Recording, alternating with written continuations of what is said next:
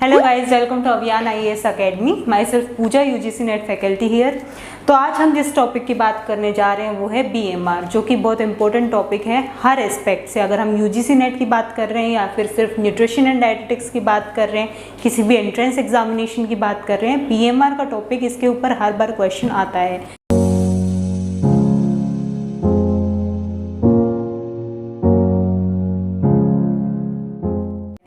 BMR का मतलब होता है बेसल मेटाबॉलिक रेट, जिसकी डेफिनेशन यहाँ मैंने लिखी है। Minimum amount of energy required by the body to maintain life at complete physical and mental health rest in post absorptive state. इसका क्या मतलब है? बीएमआर आपकी वो मिनिमम एनर्जी होती है जब आप कंप्लीटली रेस्ट पे होते हो, फिजिकल रेस्ट भी और मेंटल रेस्ट भी।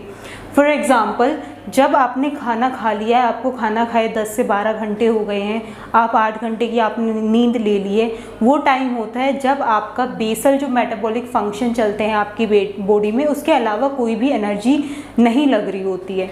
अब वो बेसल मेटाबॉलिक फंक्शन क्या क्या होते हैं जो आपकी बॉडी में चलते रहते हैं? फॉर एग्जांपल, आपका डाइजेस्टिव सिस्टम है, आपके ब्रेन की फंक्शनिंग चलती रहती है, आपका हार्ट हमेशा काम करता रहता है, मतलब आपका कार्डियोवैस्कुलर सिस्टम हमेशा काम करता रहता है, आपका रीनल फंक्शन मतलब जो आपकी किडनी है वो हमेशा काम करती रहती है।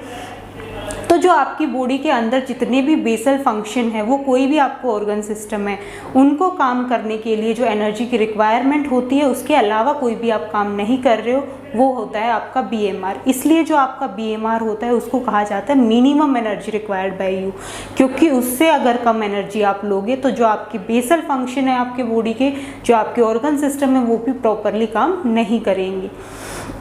अभी हम बात करेंगे कुछ फैक्टर्स की जो हमारी बीएमआर को अफेक्ट करते हैं। जैसे कुछ फैक्टर्स होते हैं जो बीएमआर को बढ़ाते हैं, कुछ फैक्टर्स होते हैं जो बीएमआर को कम करते हैं। उनमें सबसे पहला फैक्टर आता है हमारा एज।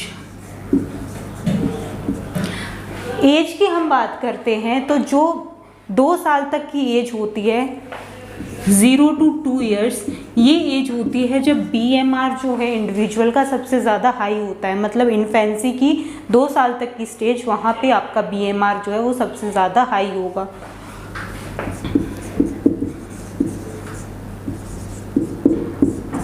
उसके बाद 21 साल तक आपका बीएमआर जो है वो स्टेबल रहता है। 21 साल के बाद हर डिकेड में, मतलब हर 10 साल में आपका बीएमआर डिक्रीज करता है 2%। फॉर एग्जांपल, अगर 21 साल पे अगर आपका बीएमआर है 1400 किलो कैलोरीज, तो हर 10 साल के बाद, यानी कि फॉर एग्जांपल जब आप 31 साल के होंगे तो 1400 किलो कैलोरी का आपका बीएमआर था, वो 2% से डिक्रीज करके हो जाएगा 2%। अब इन्फेंसी की जो 0 से 2 साल की एज होती है, वहाँ पे सबसे ज़्यादा बीएमआर क्यों होता है? हमारा एडिपोज टिश्यू जो होता है, जहाँ पे हमारे फैट सेल स्टोर होते हैं, जब एक्स्ट्रा फैट सेल स्टोर होते हैं इन्फेंट्स में, वो जो एडिपोज टिश्यू होता है वो हमारा ब्राउन एडिपोज टिश्यू होता है। Brown adipose tissue after 2 years convert होने लग जाता है ब्राउन एडिपोज टिश्यू। अब ब्राउन एडिपोज टिश्यू जो है वो एनर्जी जनरेट करता है, और क्योंकि बेबी में ब्राउन एडिपोज टिश्यू होने की वजह से एनर्जी जनरेट होती है, इसलिए उनका बीएमआर सबसे ज़्यादा हाई होता है इन कंपेरिजन ऑफ जब उसकी एज 2 साल से ज़्यादा होती है। नेक्स्ट फैक्टर एज के बाद हम बात करते हैं, वो होता है हमारा जेंडर।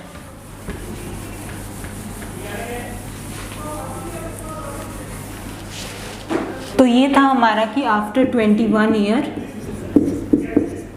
2% डिक्रीज होगा आपका BMR. Next is gender. Gender की हम बात करें तो मेल में ज़्यादा बीएमआर होता है इन कंपैरिजन ऑफ फीमेल। अब ऐसा क्यों होता है? आपने बॉडी कंपोजिशन के बारे में अगर पढ़ा हो मेल और फीमेल की, तो फीमेल में फैट परसेंटेज ज़्यादा होती है in comparison of male. Male में मसल मास ज़्यादा होता है, तो इन कंपैरिजन ऑफ फैट जो मसल मास होता है वो ज़्यादा एनर्जी जनरेट करता है, इसलिए मेल में एनर्जी जो होती है ज़्यादा जनरेट होती है, तो इनका बीएमआर ज़्यादा होता है in comparison of female. Gender के बाद हम नेक्स्ट फैक्टर की बात करते हैं, दैट इज स्लीप। जब हम सोते हैं तो हमारा बीएमआर डिक्रीज होता है approx 7 to 10% of normal BMR.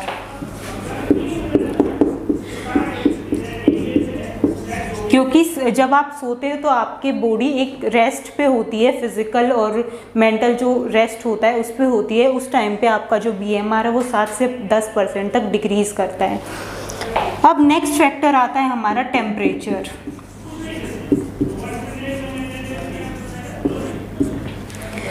जब भी बहुत ज़्यादा कोल्ड टेम्परेचर होता है या फिर जब भी बहुत ज़्यादा हॉट टेम्परेचर होता है तो उसके रिगार्डिंग हमारी बॉडी वर्क करती है। जैसे बहुत ज़्यादा ठंडा टेम्परेचर है तो उस टाइम पे हमारी बॉडी शिवर करने लग जाती है, कपकपाने लग जाती है। वो इसी वजह से होता है क्योंकि हमारी बॉडी जनरेट करती है हीट को, ताकि आप वो जो कोल्ड आ रही है उससे रेजिस्ट कर पाए खुद को। उसको कहते हैं कोल्ड इंड्यूस्ड थर्मोजेनेसिस। मतलब ठंड की वजह से जो हमारी बॉडी में थर्मोजेनेसिस हो रही है। थर्मोजेनेसिस वो प्रोसेस होती है जहाँ पे आपकी बॉडी में हीट प्रोडक्शन होती है उस ठंड से प्रिवेंट करने के लिए। इसलिए ठंड के टाइम पे हमें कपकपी होती है उस ठंड से प्रिवेंट करने के लिए। उसी के ऑपोजिट अगर हम गर्म टेम्परेचर की बात करते हैं, जब बहुत ज़्यादा गर्मी होती है, आपको स्वेटिंग होती है, वो भी इसीलिए होती है क्योंकि बॉडी टेम्परेचर इतना ज़्यादा हाई हो जाता है, एनर्जी जनरेशन ज़्यादा होने लग जाती है। तो हमारी बॉडी को कूल डाउन करने के लिए बॉडी खुद से रजिस्ट करती है उसको, और वो स्वेटिंग की फॉर्म में आपकी बॉडी को ठंडा रखने की कोशिश करती है। दूसरा, अगर हम 1 डिग्री सेल्सियस और 1 डिग्री फ़ारेनहाइट की बात करते हैं, जो क्वेश्चन बहुत बार एग्जाम में आता भी है कि 1 डिग्री सेल्सियस में हमारा BMR कितना इंक्रीज़ होगा और 1 डिग्री फ़ारेनहाइट में हमारा BMR कितना इंक्रीज़ होगा। तो 1 डिग्री सेल्सियस में हमारा BMR इंक्रीज़ होता है 13%, वहीं पे 1 डिग्री फ़ारेनहाइट में हमारा BMR इंक्रीज़ होता है 8%।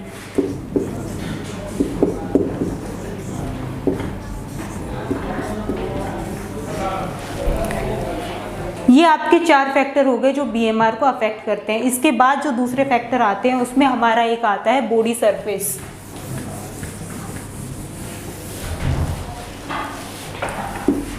बॉडी सरफेस मतलब जो आपका सरफेस एरिया होता है। जितना आपका बॉडी सरफेस एरिया ज़्यादा होगा उतना ही आपका BMR ज़्यादा होगा, और जितना बॉडी सरफेस एरिया कम होता है उतना ही आपका BMR कम होता है। तो यहाँ पे हम बोल सकते हैं कि body surface area is directly proportional to BMR। मतलब अगर बॉडी सरफेस एरिया बढ़ेगा तो BMR भी बढ़ेगा, बॉडी सरफेस एरिया कम होगा तो BMR भी आपका कम होगा। इसके बाद नेक्स्ट फैक्टर आता है हमारा मेडिकेशन। जब भी हम मेडिकेशंस कंज्यूम करते हैं तो वो हमारे BMR को बढ़ाता है। But in case of beta blockers, जो CVD पेशेंट यूज़ करते हैं, बीटा ब्लॉकर्स हमारी ड्रग्स होती हैं जो मोस्टली CVD के जो पेशेंट होते हैं, यानी कार्डियोवैस्कुलर डिजीज़ के जो पेशेंट होते हैं, उनको दी जाती है। बीटा ब्लॉकर्स जो कंज्यूम करते हैं वो बीटा ब्लॉकर्स BMR को डिक्रीज़ करते हैं। उसके बाद नेक्स्ट हम बात करते हैं निकोटिनिक एसिड की। फॉर एग्जांपल, अगर कोई स्मोकिंग करता है, कॉफ़ी या फिर चाय पीता है,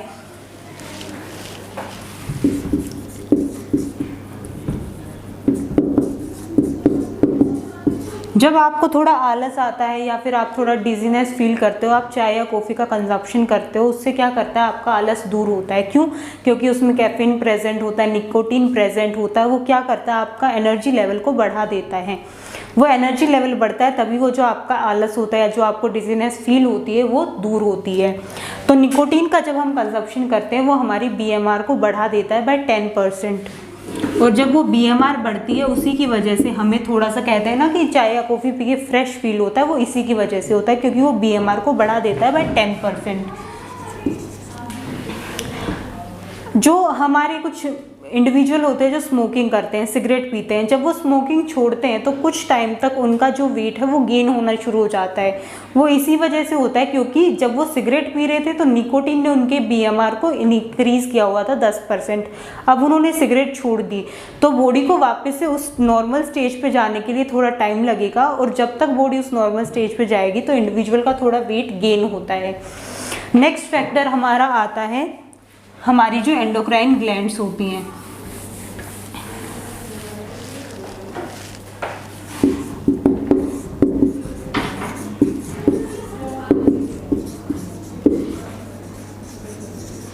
एंडोक्राइन ग्लैंड्स हमारी होती है जैसे पिट्यूटरी ग्लैंड, थायराइड ग्लैंड या फिर हमारी एड्रीनल ग्लैंड। मेनली हम जिन ग्लैंड्स की बात करेंगे वो है हमारी थायराइड एंड एड्रीनल ग्लैंड।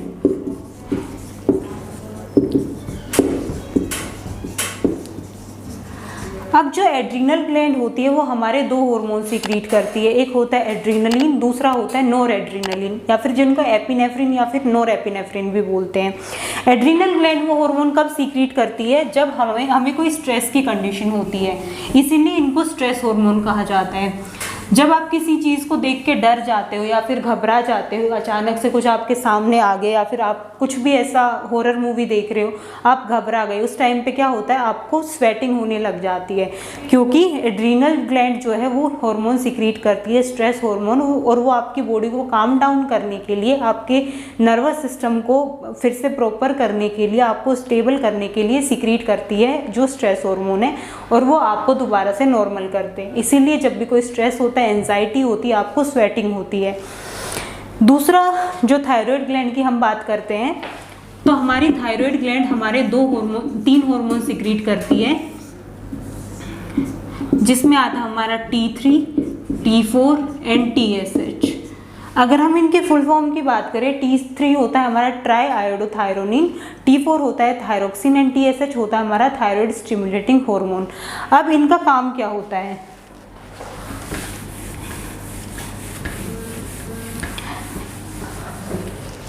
अब क्या होता है कि अगर हमारी थायराइड ग्लैंड जो हार्मोन ये तीनों सीक्रेट कर रही है, नॉर्मल अमाउंट में सीक्रेट कर रही है, दैट इज़ कि हमारी ग्लैंड प्रॉपर फंक्शनिंग कर रही है। अब दो कंडीशन हो सकती है कि या तो वो कम सीक्रेट कर रही है उन हार्मोन को, उस कंडीशन को कहते हैं हाइपोथायराइडिज्म, और एक कंडीशन होती है जब थायराइड ग्लैंड उन हार्मोन को ज़्यादा सीक्रेट करती है, उसको कहते हैं हाइपरथायराइडिज्म।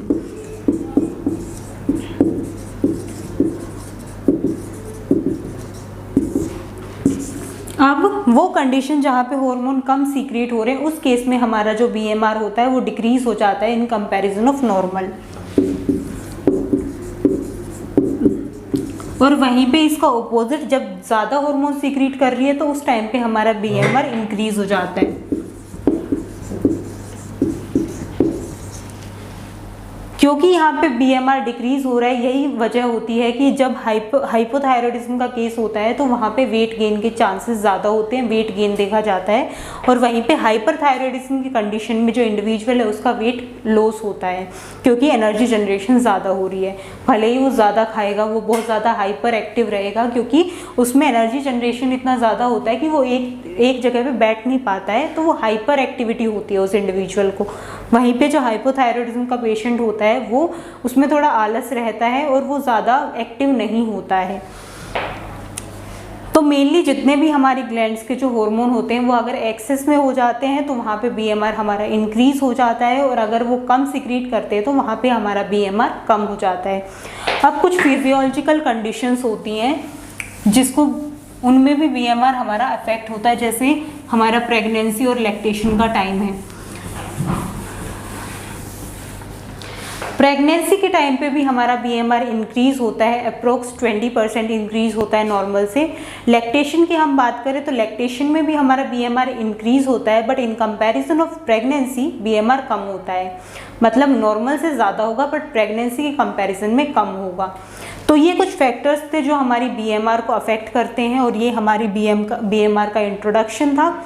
ये बहुत इंपॉर्टेंट टॉपिक है जो मैंने स्टार्टिंग में भी बताया था, इसका क्वेश्चन हर बार ज़रूर आता है, तो गाइज इसको ध्यान से पढ़ना। अगर आपको इसके रिगार्डिंग कोई भी डाउट होता है तो आप कमेंट सेक्शन में पूछ सकते हैं। Okay guys, thank you.